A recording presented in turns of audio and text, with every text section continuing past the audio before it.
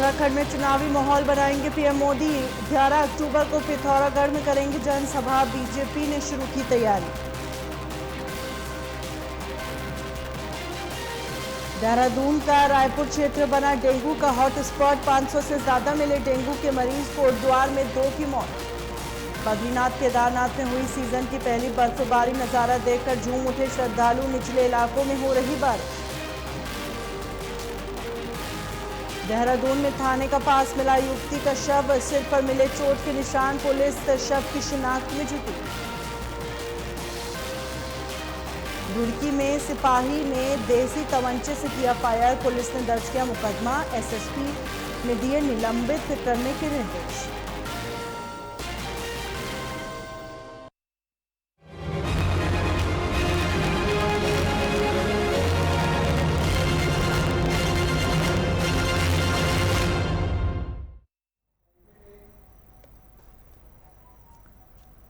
नमस्कार, स्वागत है आपका। आप देख रहे हैं उत्तराखंड लाइव। मैं हूं आपके साथ हिना। बागेश्वर उपचुनाव जीतने के बाद भाजपा अब लोकसभा और निकायों के चुनाव की तैयारी में जुट गई है। पहले चरण में पार्टी 11 सितंबर से 15 सितंबर तक लोकसभा स्तर पर बैठकें करेगी और जिसमें लोकसभा क्षेत्र के तहत सभी विधायक और मंडल अध्यक्ष और महामंत्री भाग लेंगे। उधर निकाय चुनाव में जिताऊ उम्मीदवारों की तलाश के लिए पार्टी पर्यवेक्षकों को अगले सप्ताह फील्ड में उतारेगी। प्रदेश अध्यक्ष महेंद्र भट्ट के मुताबिक इन बैठकों में बूथ प्रबंधन की रणनीति बनेगी। जनहित में संचालित केंद्र व राज्य सरकार की योजनाओं, कल्याणकारी कार्यक्रमों पर चर्चा होगी। साथ ही मंडल अध्यक्षों व महामंत्रियों से सुझाव भी लिए जाएंगे। भट्ट के मुताबिक पार्टी के अन्य कार्यकर्ताओं से भी सुझाव लिए जाएंगे और इन बैठकों में पार्टी लोकसभा चुनाव के लिए हर बूथ पर 51% वोट हासिल करने की योजना बनाएगी। इसमें निकाय चुनाव की रणनीति पर भी मंथन होगा।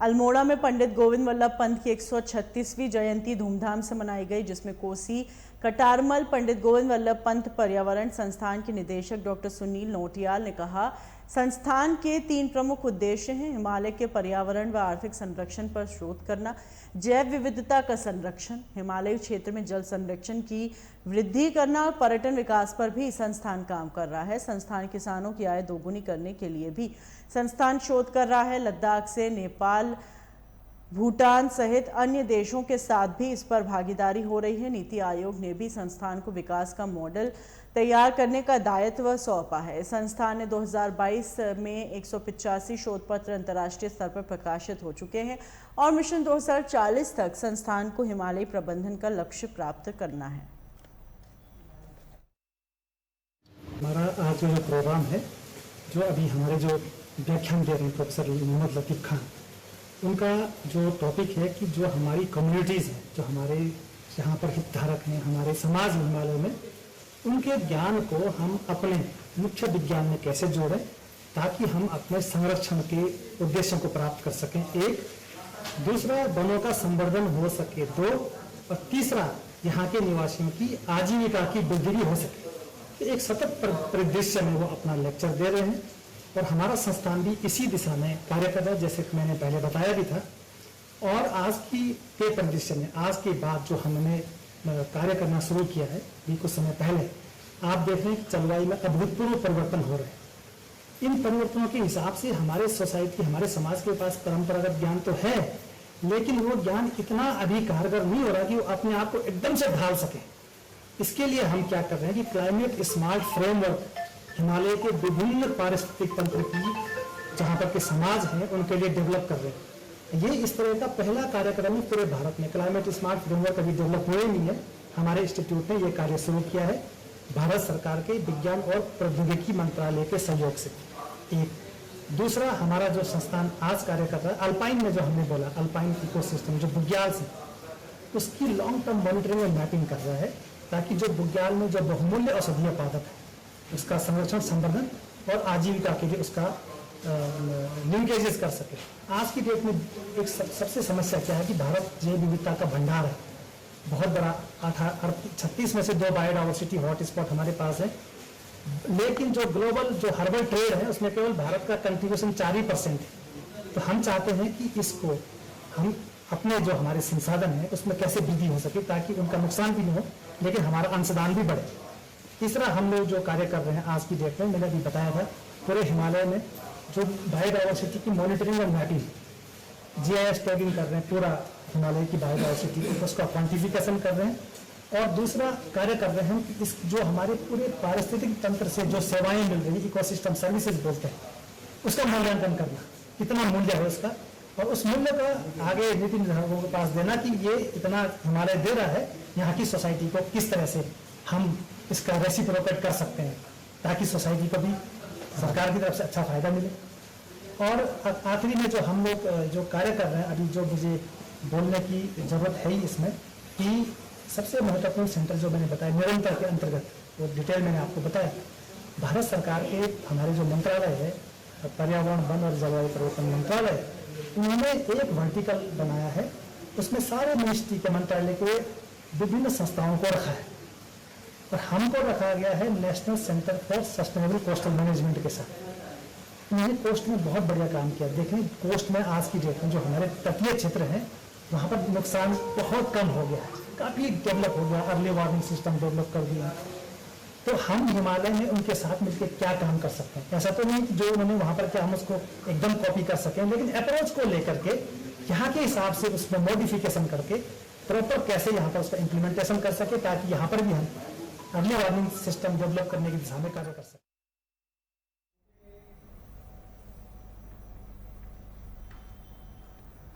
पूर्व सीएम हरीश रावत रुड़की के ढंढेरा में ककड़ी और रायता पार्टी में पहुंचे, जहां उन्होंने पहाड़ी ककड़ी और रायता का पूरा लुत्फ उठाया। इस दौरान उन्होंने कहा सरकार किसानों को मात्र 1100 रुपये बीघा मुआवजा दे रही है, जो कि किसान के साथ छलावा है। साथ ही सरकार SDRF और NDRF के ऊपर चीज़ों को टोल लगा रही है, इसलिए सरकार को अपने मापदंड रखने चाहिए और नुकसान का आकलन करना चाहिए। यहाँ पर और आपने उदय और वीरेन का है, इनका जॉइंट वेंचर है, तो मैं तो आमंत्रित हूँ ककड़ी और रायता खाने के लिए। यहाँ बहुत सारे लोग रुड़की के इस इलाके में उन लोगों को अपने यहाँ बसाया है, जो लोग जिन लोगों के वहाँ ये ककड़ी पैदा होती है, ये नॉर्मली पहाड़ों में पैदा होती है, बड़े जिसमें खड़ी चढ़ाइयाँ होती हैं वहाँ पैदा होती है, तो इसका अपना मेडिसिनल वैल्यूज भी हैं। एक ऐसा उत्पाद है जिसको जिन लोगों ने पहले खाया है तो वो लपक करके खाते हैं, जैसे उनमें मैं भी जब उन लोगों ने कहा कि हम ककड़ी रायता पार्टी रख रहे हैं तो मैंने कहा मैं जगवाऊंगा। अच्छा, कीड़ा और ककड़ी का तो आप हाँ, ये तो पूरे राज्य भर में बहुत संकट की स्थिति है और किसानों की लगातार बड़ी उपेक्षा हो रही है। विधानसभा में भी ये मामला उठा और सबसे बड़ी बात यह है कि सरकार संवेदनाहीन है। सारे गन्ना खत्म हो गया, धान खत्म हो गया, लोगों की चरी खत्म हो गई, आगे की फसल के लिए भी चिंताजनक स्थिति है। कैसे जो है उसका पर सब चीजें खेत कब तक खाली होंगे उस और तब तक पानी हटेगा नहीं हटेगा, कई इलाकों में इस तरीके की स्थितियाँ बनी हुई है। लेकिन राज्य सरकार मदद दे रही है केवल 1100 रुपये बीघा, जो किसान का अपमान है।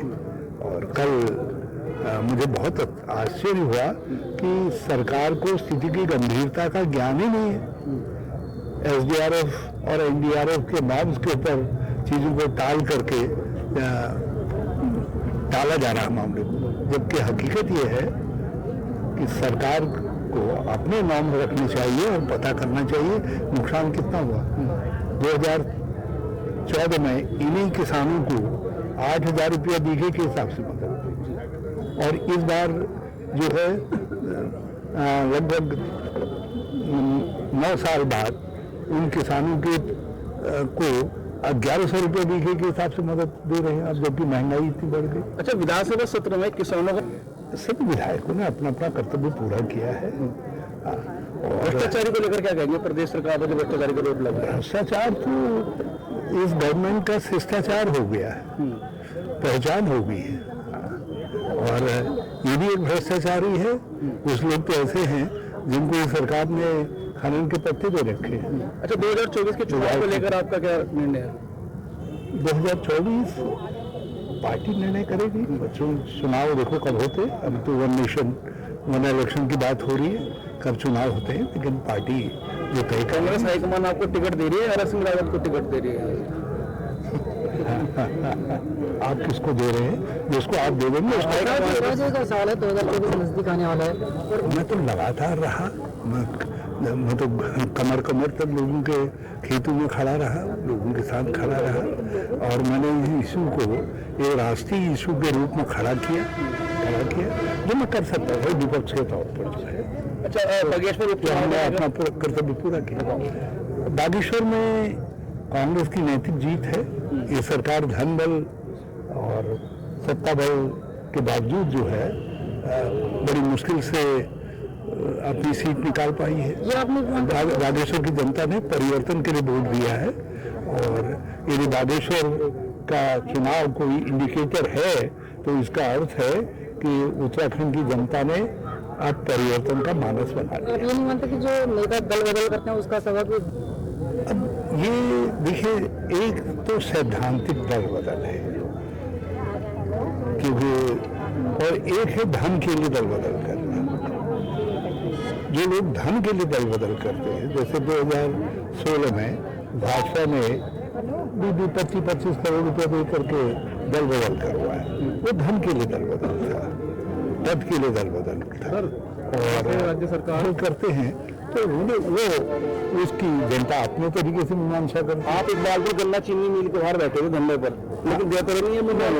उन्हें दिया है, कुछ दिया है, और सेस के भुगतान के लिए मुख्यमंत्री से निरंतर बातचीत चल रही है, और हम इस बात का प्रयास कर रहे हैं कि किसी तरीके से 18-20 करोड़ रुपया और किसानों को जो है इस भुगतान हो।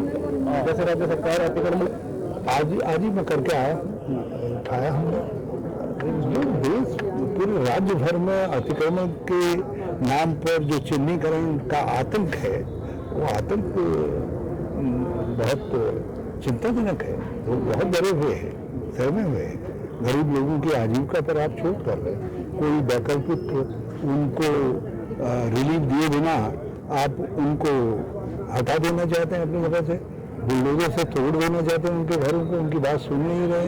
उसमें कई लोग ऐसे हैं जो लीज धारक हैं, कुछ लोग ऐसे हैं जिनकी लीजें एक्सपायर हुई हैं, उन्होंने रिन्यूअल के लिए अर्जी लगाई है।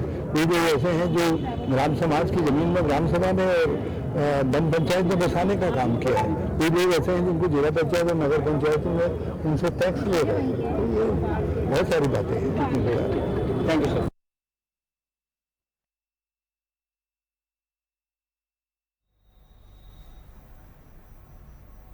सिद्धिपीठ नंदाधाम करुण से विश्व प्रसिद्ध नंदा लोकजात यात्रा की शुरुआत हो गई। नंदा देवी की डोलियों को हिमालय की ओर विदा करते वक्त ग्रामीणों का हुजूम उमड़ पड़ा। ये लोकजात यात्रा वेदनी कुंड और बालपाटा में नंदा सप्तमी में संपन्न होगी, जिसके बाद नंदा राजेश्वरी की देवडोली 6 माह के लिए अपने ननिहाल थराली के देवराड़ा में निवास करेगी, जबकि नंदा देवी की डोली बालापाटा में लोकजात संपन्न होने के बाद सिद्धिपीठ करुण मंदिर में ही श्रद्धालुओं को दर्शन देंगी।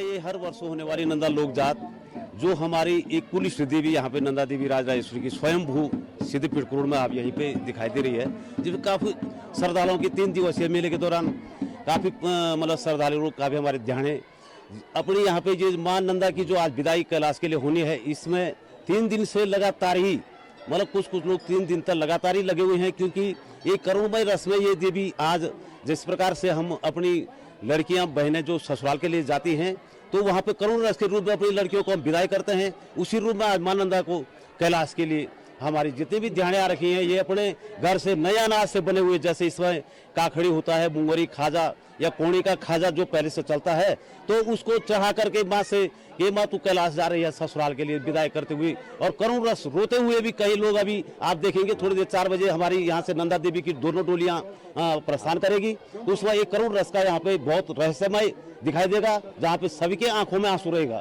निश्चित रूप से मां नंदा का ये धाम है और पूरे क्षेत्र की बहुत एक अपार श्रद्धा रहती है और वास्तव में हमारे पौराणिक समय से ये लोक जात अपने संसाधनों से ही लोग कर रहे हैं, लेकिन चूंकि समय आपदा आई है, बहुत सारे हमारे रास्ते टूट गए हैं, क्षतिग्रस्त हो गए हैं और मेरी जिलाधिकारी से भी बात हुई है। मैंने एसडीएम थराली को भी निर्देश दिए हैं कि वो तत्काल जहाँ जहाँ हमारी ये डोली जाती है उसको उन रास्तों को व्यवस्थित कर दिया जाए। माननीय मुख्यमंत्री से भी मेरी वार्ता हुई है और आगामी जो हमारी राज जात होगी उसके लिए एक बहुत बड़ी अच्छी व्यवस्था के साथ हम तैयारी कर रहे हैं। डेंगू ने प्रदेश की राजधानी में पांव जमाना शुरू कर दिया है। उसने अपना ठिकाना रायपुर क्षेत्र की ओर बनाया है, जहां 500 ज्यादा मरीज मिले हैं। इसकी रिपोर्ट मिलने से स्वास्थ्य महकमे में हड़कंप मच गया है। उधर कोटद्वार में शनिवार को 2 युवकों की मौत हो गई। इसमें एक डेंगू पीड़ित था जबकि दूसरे में लक्षण थे। देहरादून में जब तक डेंगू से 13 लोगों की मौत हो चुकी है और 640 लोग बुखार से तप रहे हैं।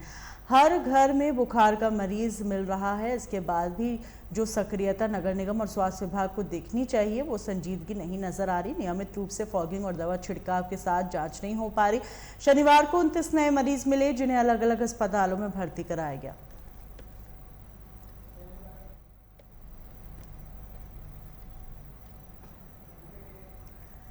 डेंगू के बढ़ते मामलों के बीच स्वास्थ्य सचिव और राजेश राजकुमार हरिद्वार पहुंचे, जहां उन्होंने जिला अस्पताल का निरीक्षण कर डेंगू चिकनगुनिया वार्ड में व्यवस्थाओं का जायजा लिया। स्वास्थ्य सचिव ने अधिकारियों को डेंगू के इलाज में कोई भी लापरवाही न बरतने के निर्देश दिए। उन्होंने बताया 2019 की तुलना में इस बार डेंगू का वायरस काफी घातक है, लेकिन राहत की बात यह है धीरे धीरे डेंगू का ग्राफ कम हो रहा है। उनके द्वारा जिला प्रशासन और सभी निकायों को लगातार फॉगिंग और लोगों को डेंगू के प्रति जागरूक करने के निर्देश दिए गए हैं।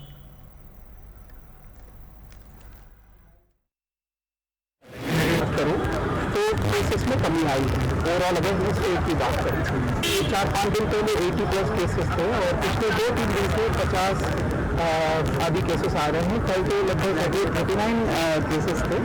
तो लेकिन अभी स्थिति जो है हम लोग मॉनिटर कर रहे हैं। अभी कुछ कहा नहीं जा सकता। हम लोग पूरी तरीके से सतर्कता बढ़ते हुए हैं। मैं ये भी आपको अवगत कराना चाहूँगा कि इस बार का जो डेंगू का जो स्ट्रेन है वो डेंगू स्ट्रेन है। वो पहले वाले स्ट्रेन से जो 2019 में जो हुआ था जो डेंगू केसेस 10,000 के आसपास केसेस आए थे, उस स्ट्रेन से ये ज़्यादा विरलेंट है, यानी ज़्यादा खतरनाक है। इसीलिए जो है हम सबको जो है मिलजुल के, चाहे वो एडमिनिस्ट्रेशन हो, जनता की भी इसमें बहुत सारी सहभागिता है। अपने जो इर्द पानी इकट्ठा ना होने दें जिसमें लार्वा पनपता है, तो सबकी भागीदारी है और सबकी सहभागिता से हम लोग इस जगह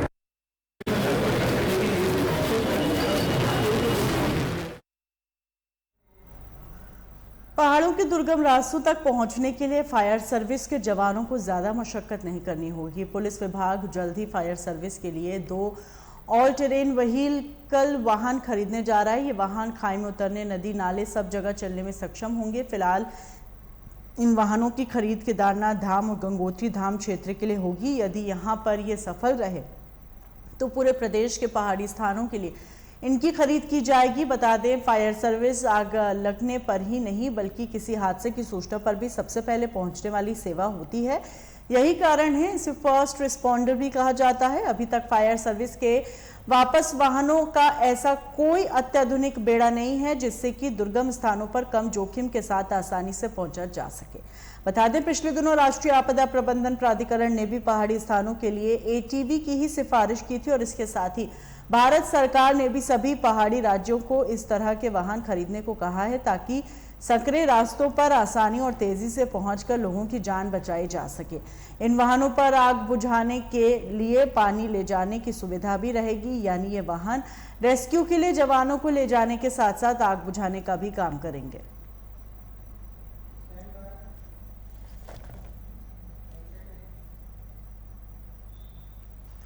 मुख्यमंत्री पुष्कर सिंह धामी ने अखिल भारतीय आयुर्विज्ञान संस्थान ऋषिकेश में आयोजित हो रहे 5 दिवसीय कल्चरल एंड स्पोर्ट्स पायरेक्सिया 2023 का शुभारंभ किया। उन्होंने देश भर से आए छात्र छात्राओं एवं अतिथियों का देवभूमि में स्वागत करते हुए कहा, यह आयोजन एक अतुलनीय पायरेक्सिया समागम प्रतीत हो रहा है। इसमें गुरु शिष्य परंपरा भी परिलक्षित हो रही है। मुख्यमंत्री ने कहा, ऐसे आयोजन तनाव को कम करने, प्रतिभा एवं कौशल को अभिव्यक्त करने के साथ अच्छा ज्ञान और ऊर्जा प्राप्त करने में मददगार होते हैं। मुझे बताया गया कि 2018 से ये पायरेक्सिया को 2019 में 2018-19 लगातार इसको बढ़ाने का काम हुआ है। कोविड महामारी के कारण बिगड़ी इसकी व्यवस्था को संस्थान की जो हमारी डायरेक्टर हैं, संकाय सदस्यों ने और यूजी के छात्रों के प्रयासों से फिर से एक नई ऊर्जा के साथ इसको प्रारंभ किया गया है। आज भी अभी मुझे मैडम ने बताया कि बहुत सारे छात्र जो अन्य मेडिकल कॉलेज, मेडिकल इंस्टीट्यूशन से यहाँ पहुँचने वाले हैं, वो सभी अभी रास्तों में हैं और इस अतुलनीय मैं कहूँगा पायरेक्सिया समागम जो कि इतनी बड़ी संख्या में छात्र एवं छात्राएं इसमें भाग ले रहे हैं, यह शिक्षक और छात्र की प्रसिद्ध परंपरा जिसे हम कह सकते हैं गुरु शिष्य पायरेक्सिया, गुरु शिष्य जो परंपरा है उस परंपरा को कहीं ना कहीं परिलक्षित होता है। इसमें मैं देख रहा हूं कि आप लोग कार्यक्रम कर रहे हैं, आपके सारे डीन, फैकल्टी, सारे लोग आपके साथ इस समारोह में सम्मिलित हो रहे हैं। ये बहुत ही शानदार है। इसके लिए मैं जहां जो आयोजन करने वाले हैं उनको तो अपनी ओर से बहुत बधाई देता हूं, जिन्होंने इसको कोऑर्डिनेट किया है, जिन्होंने इसका आयोजन किया है। वही मैं डायरेक्टर महोदया और उनके सभी फैकल्टी मेंबर्स को और एम्स परिवार के समस्त आयोजक मंडल को भी अपनी ओर से बहुत शुभकामनाएं देता हूं, बहुत बधाई।